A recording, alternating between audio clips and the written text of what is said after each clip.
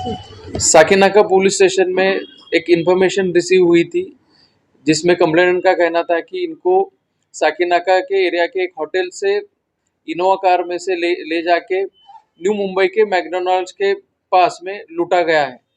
इनसे प्रॉमिस किया गया था कि आपको एयरपोर्ट पे ड्रॉप करेंगे और इमिग्रेशन ऑफिसर को बता के उनके द्वारा आपको फॉरेन में ले जाने की अरेंजमेंट की जाएगी।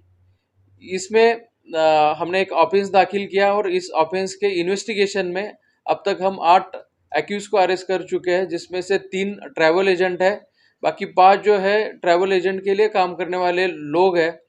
ये जो और भी इस इन्वेस्टिगेशन में सामने आया कि एक ऑर्गेनाइज गैंग है जो लोगों को लूर करता था कि आपको हम फॉरेन में भेजेंगे, वहाँ पे जॉब दिलवाएंगे, आपका इमिग्रेशन का प्रोसेस क्लियर करवाएंगे, आपको वीज़ा भी दिलवाएंगे।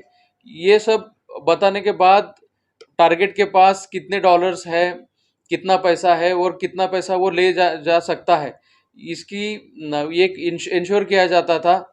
ये सब इंश्योर करने के बाद इनको एयरपोर्ट के आसपास का होटल बुक करने के लिए कहा जाता था, और ये होटल बुक होने के बाद हम आपको आज शाम में रिसीव करेंगे, हमारी गाड़ी आएगी, लोग आएंगे, वही लोग आपको इमिग्रेशन ऑफिसर के पास लेके जाएंगे और आपका इमिग्रेशन का प्रोसेस क्लियर करवा के आपको फॉरेन भेजा जाएगा, ये बताया जाता था। इस केस में कंप्लेनेंट को इसी तरह से होटल से रिसीव किया गया है किनोवा में। इसको कलम्बोली के मैकडॉनल्ड्स के पास लेके गए पूरा ग्रुप। वहाँ पे उनको बोला गया कि आपको कुछ देर वेट करना पड़ेगा, इमिग्रेशन ऑफिसर आ रहे हैं। उसके बाद उनको फिर से गाड़ी में बिठा के कलम्बोली से थोड़ा आगे जाने के बाद उनके पास के डॉलर्स, सेलफोन्स और जो भी वैल्यूएबल्स थे वो लूटे गए। इस केस में अब तक 8 लोगों को हम अरेस्ट कर चुके हैं। यूज की गई गाड़ी, उसकी नंबर प्लेट और कुछ डॉलर्स भी इसमें हम जब्त कर चुके हैं।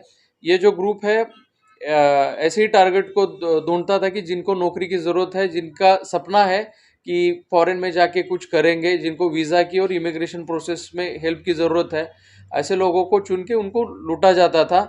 इस केस में अब तक ये केस और 2 केसेस वारदात की इंफॉर्मेशन हमें एक्यूज के इंट्रोगेशन में मिली है। ये बताया कि भाई किन देशों में भेजने का लालच दिया जाता था या उनको आश्वासन दिया जाता था और किस तरह से मोटो सुनते विक्टिम्स को जो है वो यूएस, ऑस्ट्रेलिया, कनाडा, इन देशों में यानी कि यूरोपियन कंट्रीज में भेजने का आश्वासन दिया जाता था। सर टारगेटेड कस्टमर कहाँ से खोजते थे, क्योंकि कस्टमर खोजना जो वो शख्स जो डॉलर पे करे, क्योंकि जॉब खोजने वाला हर आदमी डॉलर पे कर पाए लाखों में, ये आसान नहीं होता। ऐसे में ऐसे कस्टमर खोजना, ऐसे लोगों को आइडेंटिफाई कर पाना, ये कैसे होता था, उनको कैसे खोजते थे? ट्रैवल एजेंट्स जो है एक दूसरे को कस्टमर की जानकारी शेयर करते थे। जानकारी मिलने के बाद एक जो ट्रैवल एजेंट है जो हमने लुधियाना से अरेस्ट किया है, वो खुद बात करता था टारगेट से और उसकी फाइनेंशियल एबिलिटी क्या है इसकी जानकारी प्राप्त की जाती थी। इसमें एक मिनिमम कंडीशन होती थी कि आपको कम से कम 10 लाख डॉलर्स तो यानी कि इंडियन करेंसी 10 लाख डॉलर तक की कन्वर्ट करनी होगी, और ये इंश्योर होने के बाद इनसे वीडियो मांगा जाता था कि आपने अरेंज कर लिया है, डॉलर के साथ और पैसे के साथ वीडियो प्रॉपर मांगा जाता था।